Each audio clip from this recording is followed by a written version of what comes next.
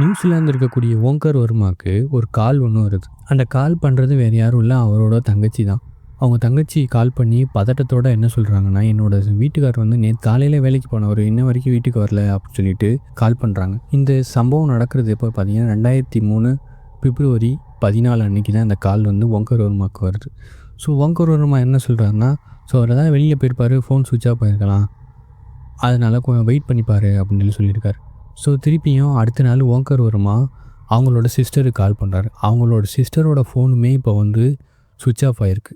இவங்களோட சிஸ்டர் என்ன ஆனாங்க, இந்த ஃபேமிலியை பற்றி, இந்த கேஸை பற்றி பார்ப்போம். Chauhan family missing case.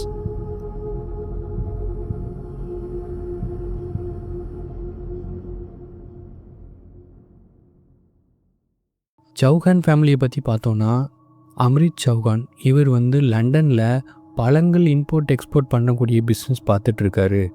இவரோட ஒய்ஃப் பேர் என்னென்னா நான்சி. இவங்க மொத்தமாக பஞ்சாபை சேர்ந்தவங்க. இவங்க வீட்டில் யார் யார் இருக்காங்கன்னா, இவங்களோட 2 குழந்தைகள், பிறந்து 18 மாதமே ஆன தேவேந்தர் மற்றும் பிறந்த 6 மாதமே ஆன ரவீந்தர். இவங்க 2 பேரும் இவங்களோட குழந்தைகள். ஸோ அம்ரித் சௌகானோட வயசு பார்த்திங்கன்னா 45 ஆகுது. நான்சியோட வயசு 24. இவங்க 2 பேருக்கும் டிஃப்ரென்ஸ் பார்த்திங்கன்னா இவங்க 2 பேருக்கு 21 வருஷம் டிஃப்ரெண்ட் இருக்குது. ஆனாலும் இவங்க வந்து ஒரு நல்ல சந்தோஷமான ஃபேமிலியாக தான் வாழ்ந்துட்டுருக்காங்க. ஸோ டெய்லி அம்ரித் சௌகான் வேலைக்கு போனதுக்கப்புறம் நான்சிக்கு அவரோட தாய்மொழியான பஞ்சாபியில் மெசேஜ் பண்ணுறது வழக்கமாக வச்சுருக்காரு. என்னென்ன பேசுகிறாங்கன்னா, நான் இன்றைக்கி வந்து ஆஃபீஸ் வந்துட்டேன், இன்றைக்கி என்னோடய வேலை இப்படி கஷ்டமாக இருக்குது, ஈஸியாக இருக்குது, இன்றைக்கி நான் இவங்க இத்தனை பேரை சந்தித்தேன், இவங்க இந்த மாதிரி பேசுனாங்க. ஸோ இந்த மாதிரியான எல்லா விஷயத்தையுமே ஒய்ஃப்கிட்ட பகிர்ந்துக்கிறக்கூடிய ஒரு நல்ல கேரக்டராக வந்து அம்ரித் சௌகான் வந்து இருந்திருக்கார். அம்ரித் சௌகான் வந்து வேலையில் பிஸியாக இருக்கனால இவங்களோட 2 குழந்தைகளை பார்த்துக்கிறக்காண்டி நான்சியோட அம்மாவான கரண்ஜித் கவுரை வந்து இவங்க இந்தியாவிலேருந்து லண்டனுக்கு வர வச்சுருக்காங்க. ஸோ அவங்களும் இவங்க கூட தான் இருக்காங்க. இவங்களோட குடும்பம் நல்லபடியாக போயிட்டுருக்கு. ஸோ இந்த நேரத்தில் தான் பிப்ரவரி 13 அன்னைக்கு அம்ரித் சௌகான் காலையில் வேலைக்கு போகிறாரு. நைட்டு திரும்பி வீட்டுக்கு வரவே இல்லை.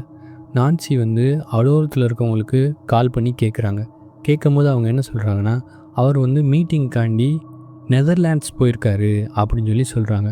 ஆனால் நான்சிக்கு ஒரு சந்தேகம் வருது.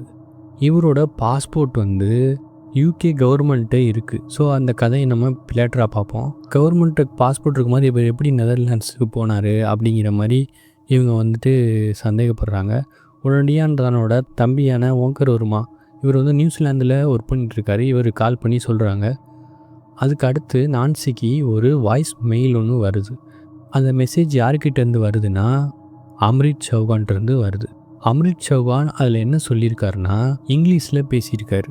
நார்மலாக அம்ரித் சௌகான் அவர் மனைவிட்ட வந்து பஞ்சாபினால தான் பேசுவார். ஆனால் இந்த மெசேஜை வந்து இங்கிலீஷில் பேசியிருக்காரு. இவர் என்ன சொல்லியிருக்காருன்னா, எனக்கு இங்கே இருக்கவே பிடிக்கல, நம்ம வந்து வேறு ஊருக்கு போயிடலாம், ஸோ எல்லோரும் நீங்கள் கிளம்பி ரெடியாக வாங்க அப்படிங்கிற மாதிரி சொல்லியிருக்காரு. ஸோ அடுத்த நாள் வந்து இவங்க ஃபேமிலியில் இருக்க எல்லாருமே காணாமல் போயிட்டாங்க.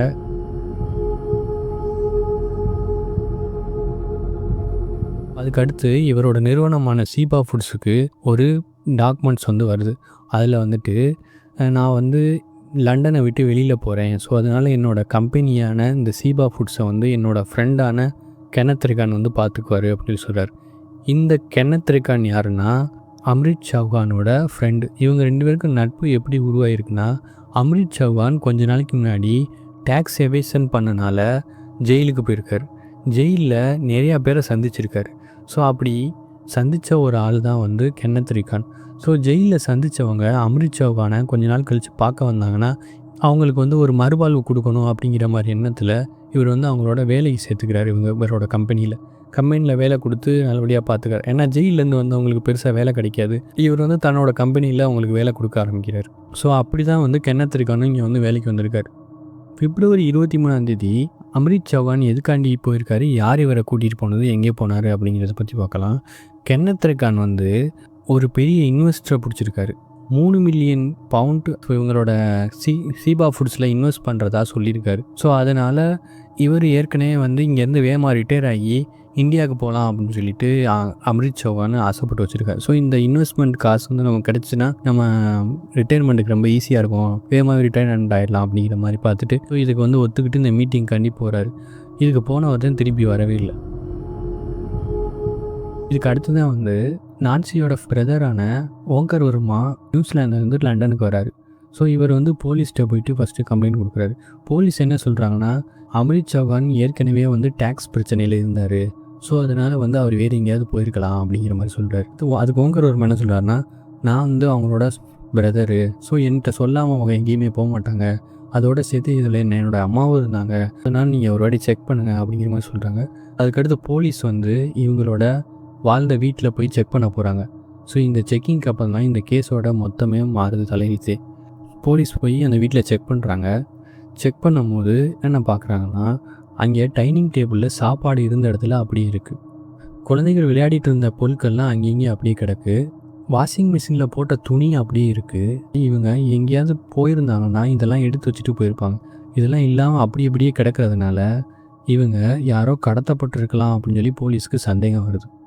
Few possessions had been taken, children's toys and feeding bottles remained inside, and the family didn't take their passports. Onkar Verma is Mrs. Chauhan's brother. He's come over from New Zealand to help with the search. To hear nothing is extremely unusual and out of character. I'm very worried. I need to know whether they are safe, and I'm concerned about their safety. Police அதுக்கடுத்து கொஞ்சம் கொஞ்சமாக விசாரிக்க ஆரம்பிக்கிறாங்க. ஆனால் வந்து இவங்க போலீஸ்க்கு எந்த விதமான பெரிய துப்புகளுமே கிடைக்கல. ஏப்ரல் 2003 ஒரு மீனவ குடும்பத்தை சேர்ந்த அப்பாவும் பையனும் கடலுக்குள்ளே மீன் பிடிக்க போகிறாங்க. ஸோ மீன் பிடிச்சிட்டு இருக்கும் போது திடீர்னு தூரத்தில் ஒரு பெருசாக ஏதோ ஒன்று மிதக்கிற மாதிரி தெரிஞ்சிருக்கு. அது கிட்டத்தில் போயிட்டு பார்த்தா அது ஒரு டெட் பாடி. அது வேறு யாரும் இல்லை, அம்ரித் சௌகானோட டெட் பாடி தான் அது. போலீஸ் இதுக்கு அடுத்து அம்ரித் சௌகான் இறந்து போயிட்டார். ஸோ போலீஸ் இவங்க ஃபேமிலியை தேடுறதுக்கான முயற்சிகளை ஈடுபடுறாங்க. ஆனால் இது ரொம்ப லேட்டான காரணமாயிருச்சு. ஏன்னா ஜூலை 2003 அப்போ நான்சியோட பாடி கிடைக்கிது கடலுக்குள்ளே. நவம்பர் 2003 அப்போ கரண்ஜித் கவுரோட பாடியும் கடலில் வந்து கண்டெடுக்கிறாங்க. ஸோ அதுக்கடுத்து போலீஸ்க்கு இங்கே இப்போதைக்கு ஓனராக இருக்கக்கூடிய கென்னத் ரெக்கான் மேலே பெருசாக டவுட் வருது. ஏன்னா கென்னத் ரெக்கானோட பழைய ரெக்கார்ட்ஸ் எடுத்து பார்த்தோன்னா இவர் 90s பெரிய கிரிமினலாக இருந்திருக்காரு. இவருக்கு கேரே வந்து கேப்டன் கேஷ் அப்படின்னு நினச்சிருக்காங்க. அது மட்டும் இல்லாமல் ட்ரக்ஸ் டீலிங் பண்ணுறது, மணி லாண்ட்ரிங், இந்த மாதிரி நிறையா இல்லீகல் ஆக்டிவிட்டியில் ஈடுபட்டிருக்காரு. ஸோ அதனால் போலீஸ்க்கு இவர் மேலே பெருசாக டவுட் வர ஆரம்பிச்சிருக்கு. அப்புறம் போலீஸு மொபைல் லொக்கேஷன்ஸை ட்ராக் பண்ண ஆரம்பிக்கிறாங்க. அம்ரித் சௌகான் இறக்கும் போது அவரோட ஃபோன் லொக்கேஷன்கிட்ட கென்னத் ரெக்கானோட ஃபோன் லொக்கேஷனும் இருந்திருக்கு. அதோடு சேர்த்து இன்னும் 2 பேரோட ஃபோன் லொக்கேஷனும் மேட்ச் ஆகிருக்கு. அது யாருன்னா வில்லியம்ஸ் அப்படிங்கிறவரும் பீட்டர் அப்படிங்கிறவரும். இவங்க எல்லாருமே ஜெயிலில் ஒன்றா இருந்தவங்க தான். கென்னத் ரெக்கானோட ஃப்ரெண்ட்ஸ் இவங்க 2 பேரும். ஸோ இந்த கிரிமினல்ஸ்க்கு பக்கத்தில் கிரிமினல் இருக்கிறதுனால போலீஸு மேக்ஸிமம் ஐடென்டிஃபை பண்ணிடுறாங்க. கென்னத் ரெக்கானோட டீம்னே வந்து அம்ரித் சௌகானை என்னமோ பண்ணிட்டாங்க அப்படிங்கிறது. போலீஸ்க்கு இந்த ஆதாரம் மட்டும் பத்தாது, ஏதாவது ஒரு கண்டிப்பான எவிடன்ஸ் வந்து தேவைப்படுது. அப்போ வந்து இவங்களை அரெஸ்ட் பண்ண முடியும். ஸோ அந்த மாதிரி கட்டத்தில் வந்து திருப்பியும் எல்லாத்தையும் விசாரிக்க ஆரம்பிக்கிறாங்க. அப்போல கென்னத் ரெக்கானோட பழைய காதலியான பெலிண்டாவை விசாரிக்கும் போது அவங்க என்ன சொல்கிறாங்கன்னா, இந்த காலகட்டத்தில் கென்னத் ரெக்கான் என்னோடய வீட்டுக்கிட்ட ஒரு குழி தோண்டிக்கிட்டு இருந்தார். அதை வந்து என்னென்னு கேட்கும்போது என்கிட்ட வந்து ட்ரைனேஜுக்காண்டி நோண்டிகிட்ருக்கேன் அப்படின்னு சொன்னார் அப்படின்னு சொல்கிறாங்க. ஸோ அதுக்கடுத்து அந்த குழிக்கிட்ட ஏதாவது இருக்கா, அதை ஏதாவது வச்சுருக்காரா அப்படின்னு சொல்லி பார்க்குறக்காண்டி போலீஸ் அந்த இடத்துக்கு போகிறாங்க. ஸோ அப்போது தான் போலீஸுக்கு சில ரொம்ப விஷயங்கள் கிடைக்கிது. அது என்னென்னா, அந்த குழிக்குள்ளே தான் கென்னத் ரெக்கான் வந்து எல்லாரோட பாடியையும் புதைச்சிருக்காரு. புதைச்சிட்டு அதுக்கடுத்து போலீஸ் தேடுறாங்கன்னு தெரிஞ்சு அதுலேருந்து பாடியெல்லாம் எடுத்திருக்காரு. ஆனாலும் அந்த பாடியில் உள்ள சின்ன சின்ன பார்ட்ஸ் வந்து அதில் கடந்திருக்கு. ஸோ அதனால் கென்னத் ரெக்கான் தான் அந்த கொலையை பண்ணியிருக்காரு. கென்னத் ரெக்கானும் அவரோட கூட்டாளி எல்லாரையுமே போலீஸ் வந்து அரெஸ்ட் பண்ணுறாங்க. அரெஸ்ட் பண்ணி விசாரிக்கும் போது தான் சில உண்மைகளை சொல்கிறாரு. பிப்ரவரி 13 அன்னைக்கு கென்னத் ரெக்கான் ஒரு போலியான மீட்டிங்காண்டி அம்ரித் சௌகானை கூட்டிகிட்டு போகிறாரு.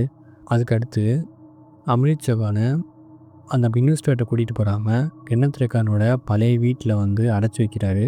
அங்கே அடைச்சி வச்சு சித்திரவதை பண்ணி அவர்கிட்ட அந்த பத்திரத்தில் கையெழுத்து வாங்குறாரு. கையெழுத்து வாங்கினதுக்கப்புறம் அவரை வந்து கொன்றாங்க. அதுக்கடுத்து இவங்க ஃபேமிலியில் இருக்கவங்க ஏதாவது பிரச்சனை பண்ணுவாங்க அப்படின்னு சொல்லிட்டு அந்த ஃபேமிலியில் இருக்கக்கூடிய எல்லாரையுமே கூட்டிகிட்டு வந்திருக்காங்க.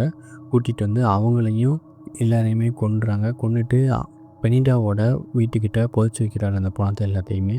ஸோ அதுக்கடுத்து திருப்பியும் போலீஸ் வந்து தேடி நம்மளை கண்டுபிடிச்சாலும் கண்டுபிடிச்சிருவாங்க அப்படின்னு சொல்லிட்டு அந்த பணத்தை எல்லாம் திருப்பி தோண்டி எடுத்து கடலில் வீசிடுறாரு. ஸோ இது வரைக்குமே வந்து 3 பேரோட டெட் பாடிஸ் வந்து எடுத்துட்டாங்க. அந்த 2 சின்ன குழந்தைங்களோட டெட் பாடிஸ் வந்து கடைசி வரைக்கும் கிடைக்கவே இல்லை. கடைசியாக கோர்ட் இவங்களுக்கு என்ன தீர்ப்பு கொடுத்துச்சுன்னா, கென்னத் ரெக்கானுக்கும் வில்லியமுக்கும் வாழ்நாள் முழுவதும் சிறை அப்படிங்கிற மாதிரி தண்டனை கொடுத்துருக்காங்க. பீட்டர் வந்து 13 வருஷம் சிறை தண்டனை கொடுத்துருக்காங்க லண்டன் நீதிமன்றம். இது போன்ற இன்ட்ரெஸ்டிங் கேஸ் ஃபைல்ஸ் அப்படி தெரிஞ்சுக்க நம்ம சேனலை சப்ஸ்கிரைப் பண்ணி ஃபாலோ பண்ணிக்கோங்க. For me, it was my baby sister. For me, she was still alive, and I was talking to her.